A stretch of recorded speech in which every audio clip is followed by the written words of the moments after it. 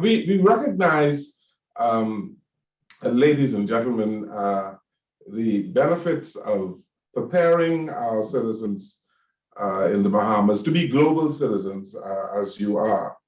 How do we craft a Bahamas that will retain sufficient of our young people for our national development? Because all over the United States, we have people like yourselves who are making significant contributions to the development of this country, and you are practicing your craft. But how do we retain the brain power in the Bahamas? Anyone? Ambassador Jones, if I may, one thing I noticed really early on from the camps that we started was that most Bahamians would like to stay in the Bahamas. Mm-hmm. And if we provide the technical exposure that allows them to develop the cognitive flexibility to build their own enterprises, they can create jobs that can pay them a meaningful wage that allow them to stay. And I am really excited about crypto and all of the influx of businesses that allow for frictionless currency movement through the Bahamas for this reason, because there is no lack of innovation. So let me just give you an example. There were students who said, my family, they're farmers, and they don't make enough in order to sell frequently to a large food store, but we want to create an application that would let everybody in a particular area of the island know if they have more or less of this on this particular day, so they could come and they could buy from us.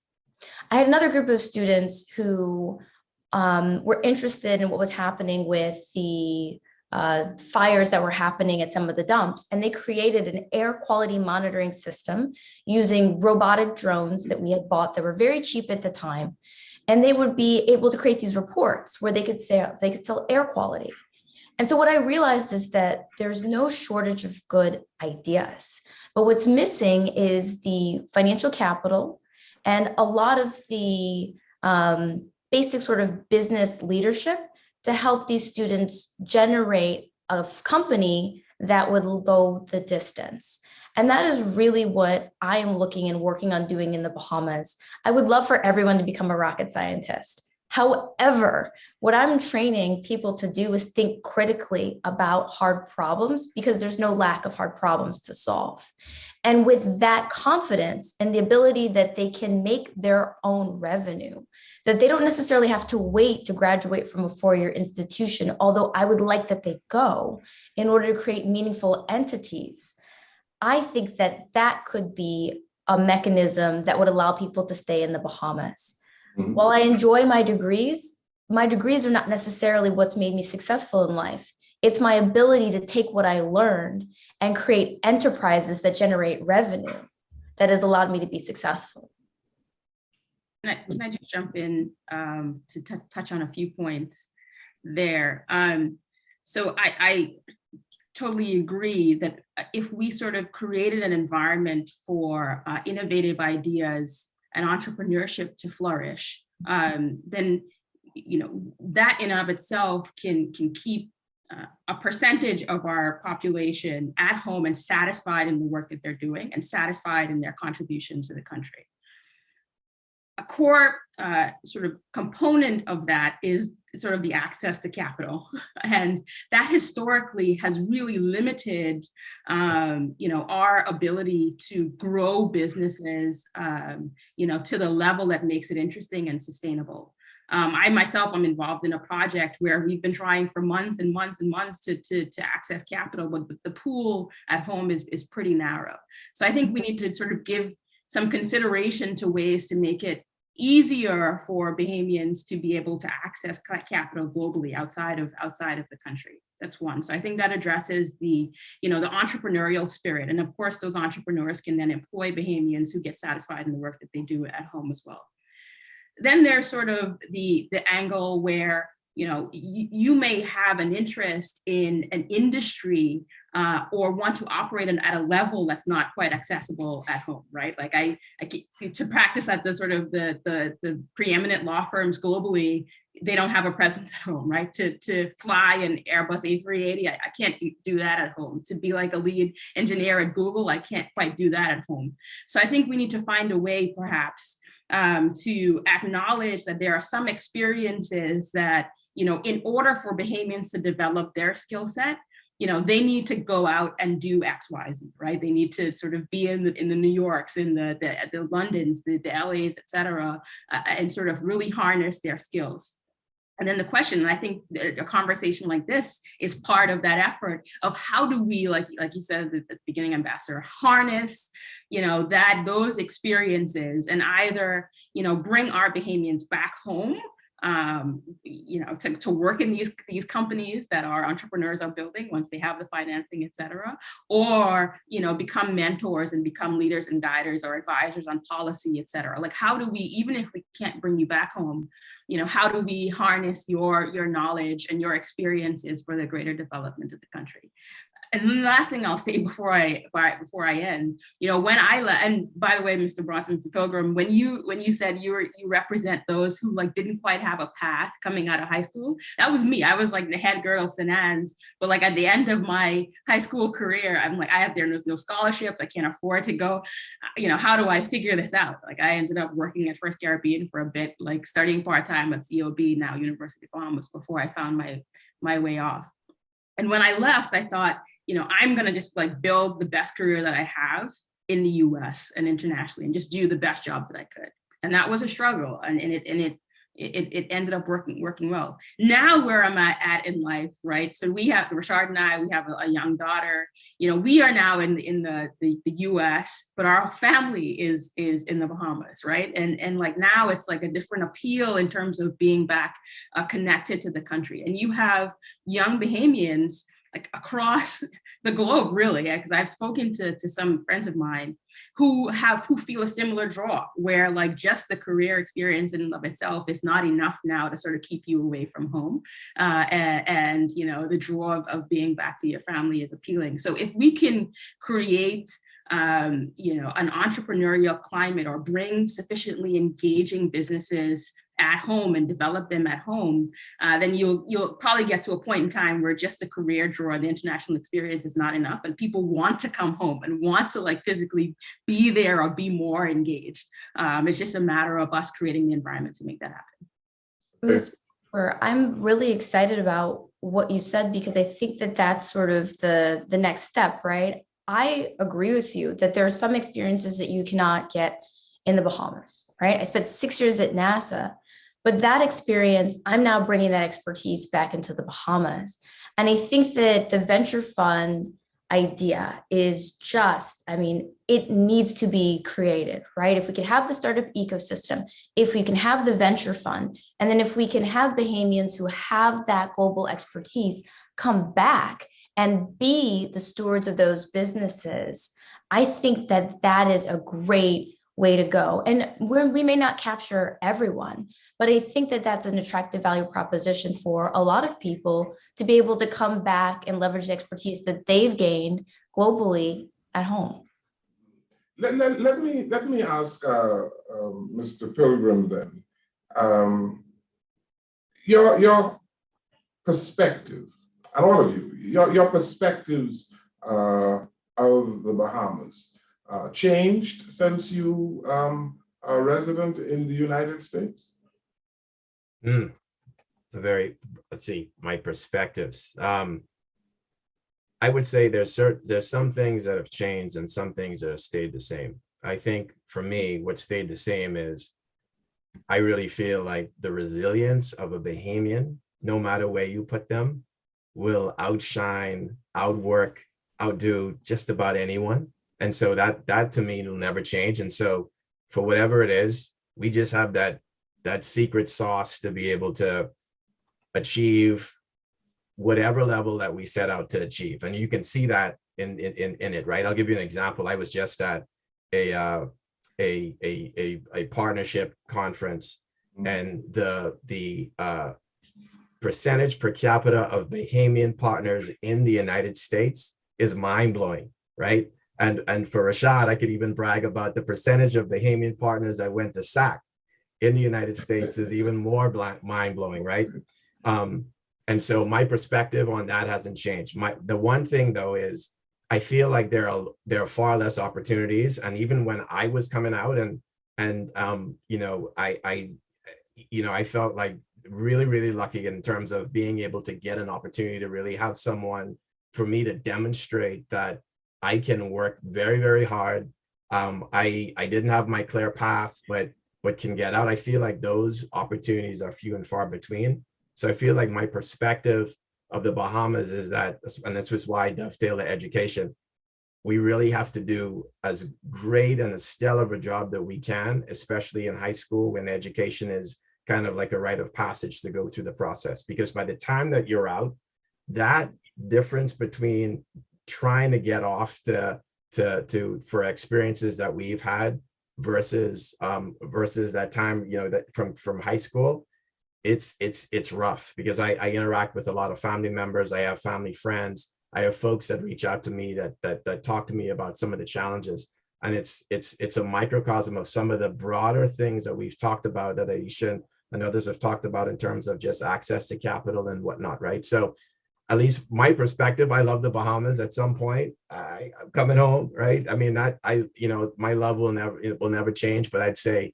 there's the ups and there's the downs, and I think it's on all of us to really kind of hunker down and really bring that up and improve life for all of our citizens.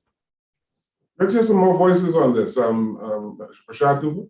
Yeah, so I want to chime in here and maybe I wouldn't say strike a blow, but attempt to bring in the perspective of most of us on this call are the private sector. And I'm a bit of a policy wonk, government policy, things of that nature.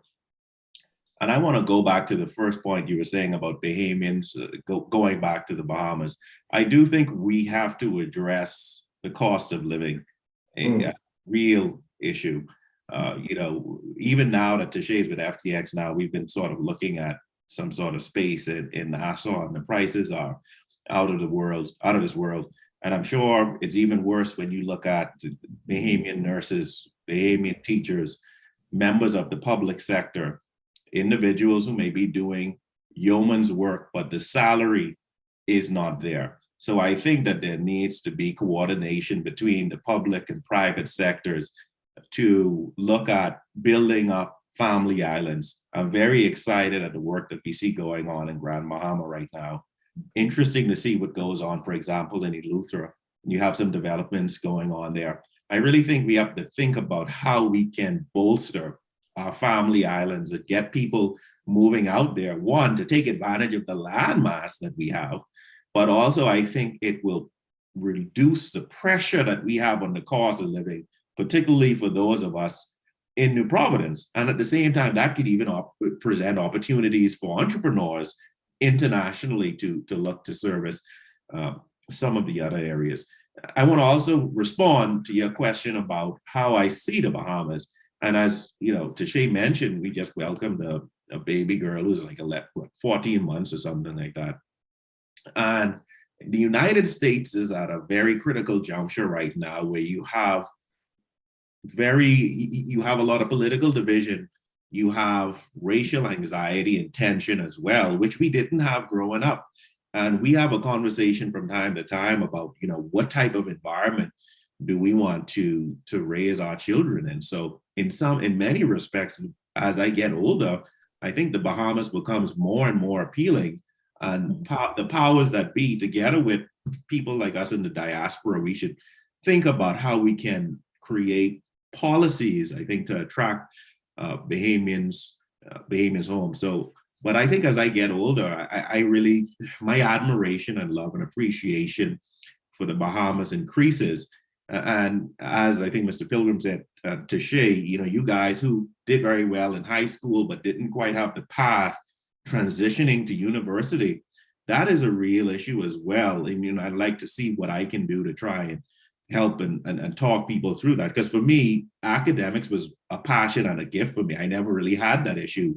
I was really looking at how to get myself into the Ivy League. So I was preparing from grade 9 and 10 and doing different things to augment my resume. But we want to capture the resources of Bahamian people, and we want to make sure that people who may not be able to afford various things, that they don't fall through the cracks, so to speak. So I just want to, again, reiterate that I think as I get older, my appreciation for the Bahamas increases, and also thinking at the policy level. My real interest is public and international policy. How do we develop policies to attract Bahamians home? We want to talk a little bit more about the educational system.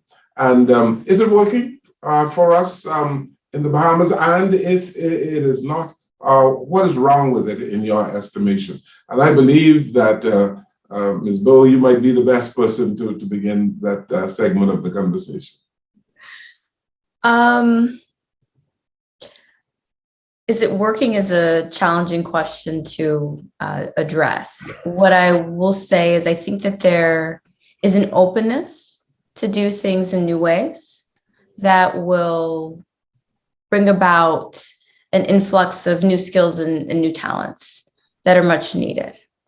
From what I've observed, and some of my challenges over the past few years have been instituting a 4-year technical education that can be on par with some of the educational courses that you see in the United States, but don't require Bahamians to actually leave the Bahamas. So when I was in Grand Bahama, for example, I brought the chair of the computer science department at Bowie State University to meet with those in Grand Bahama to put in place a 4-year technical program where Bahamians could go to BTVI and then they could go to Bowie State University and do all 4 years without having to leave the Bahamas. And so I think it's these types of partnerships and thoughts around how to create environments where people could complete 4-year degrees without having to leave, maybe at a reduced cost, and look at some of the emerging technology areas that can supplement some of the traditional topics that are taught currently in the school system. Okay, anybody want to add to that? I think I'll chime in on that. But before I do, I think I want to go back to the last question we were talking about with how we see the Bahamas now. I really agree with Rashad about the cost of living. It is a huge deterrent to coming back home. We have 2 kids. Bronson and I have 2 kids, 10 and 15, and we wanted so badly to come home during their earlier years, their formative years, and it just was unsustainable, essentially, to come back home. And then there was a decline in the quality of education, etc. And there was also a rise in violence that we just didn't want to have to deal with, even people in nicer communities, they can't buy their way out of the violence. And that is an issue. And so as much as I love the Bahamas, I feel like those things need to be addressed. And it saddens me because there's so much potential there. Now let's talk a little bit about that. You said that you mentioned a decline in the quality of education. Yes. Is that really so? I feel like it is. I feel like there is a little more of a lack of preparation coming out of high school now for even UB. They're graduating 600 people this week. That's excellent. That's excellent. But what is the quality of that education? I like that Dr. Ferguson, who is, I can see him, he probably can't hear me, but yes, you can. Okay. He is a graduate of the University of the Bahamas, and Dr. Ferguson is going on to Detroit now, where he is going to be a specialist in plastic surgery. So What do you say about people like Dr. Ferguson? Because there are scores of young I think behavior professionals like Dr. Ferguson. The other day in the Bahamas, they were turning down young physicians who had just graduated from UWI. Didn't have space for them. I think it's great what Dr. Ferguson is doing. I think there are 20 more Dr. Fergusons potentially out there. But I think that, especially in the grade schools, that there is not the quality that there should be, or that there, I feel was. I feel like some of the, and I want to be careful here because I am drawing a wide net. And it's not, I don't mean to be so general, but I feel like there is enough pedagogical advances that can be implemented both in early stage education and primary education that can continue and increase our kids that don't have as much access, that can really increase how much they learn, that also works together with their family life and their living situations. I feel like we have so many people that just have that potential, but they're lost in the system, right? I think the violence helps with that, the increase in violence in schools. All of those things weed people out of the system. Dr. Ferguson is, I don't think that he is an anomaly. I think we have more Dr. Fergusons out there. But many of them in the United States. Yes. Because they can't practice here inside the Bahamas, right? So there are all these leaky parts in the pipe.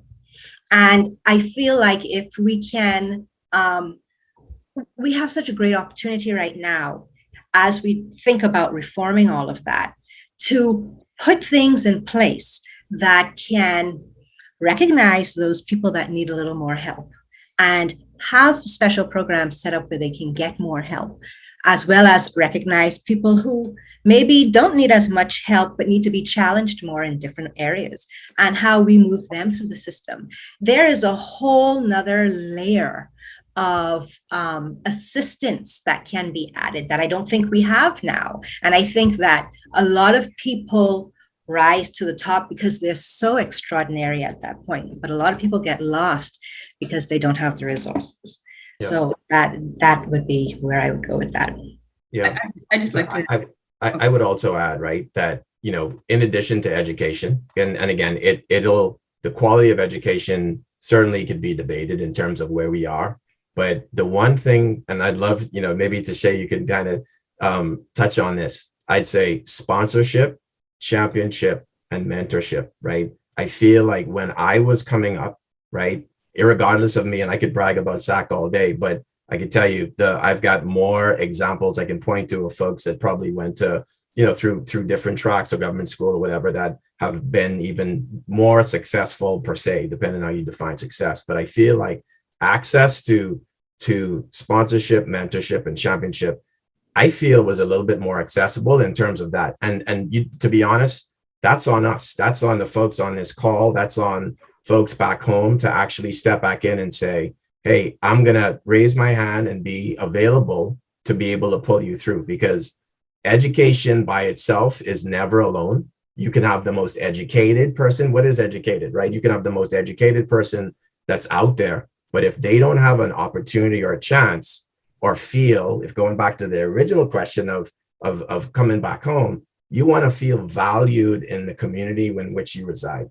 If all of those things are there to supplement the education that allows you to actually take advantage of those things, then I think that's what the change agent is, to make it all work.